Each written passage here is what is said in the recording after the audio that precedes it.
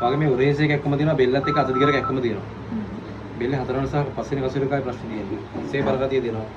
එම්බිලිසාවක් විතර සෙම යන්නේ නැහැ. ඔළුවට නිකන් දාඩිය වගේ දාන ගතිය, ඔළුව රත් වෙන ගතිය, කොන් වෙන ගතිය තියෙනවා. ඊට අමතරව කොන්ද කැක්කුමකුත් වෙන බෙලක් කරවට. ඊට මැදින් හිර වෙන ගතියකුත් තියෙනවා. අපුල් දැන් බඩ පුරවන ගතිය ගෑස්ට්‍රයිටිස් ගතියක් තියෙනවා. ඒක තමයි තියෙන්නේ. මේ ගෑස්ට්‍රයිටිස් තියෙනවද?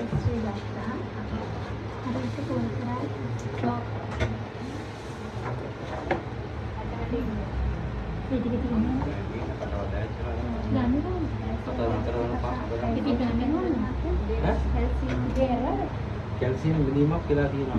මේ අලං වෙලා තියෙනවා. අද හතර වෙනි පස්සේ ගානේ ඉවරයි. ලේ බලුවා. ලේ වල කැල්සියම්. වතුර බලනවා ඉතින් වතුර බිවල මොකද වෙන්නේ? වයස කීයද? 40? 50යි. තුනතියක් දැන් අර මේ පිළිවැටීමක් වෙනවා වෙලාවකට කලවදිනයිනොත් නිදි වැටලා වගේ ඒ නම් කොන්දිනා කවුල් ගමන් කරන ලේ ප්‍රමාණය අඩු වෙලා තියෙනවා. මාර කිව්වා වගේ සයිඩ් එකක් තියෙනවා. අම්මා රැකියාවක් කරනවද?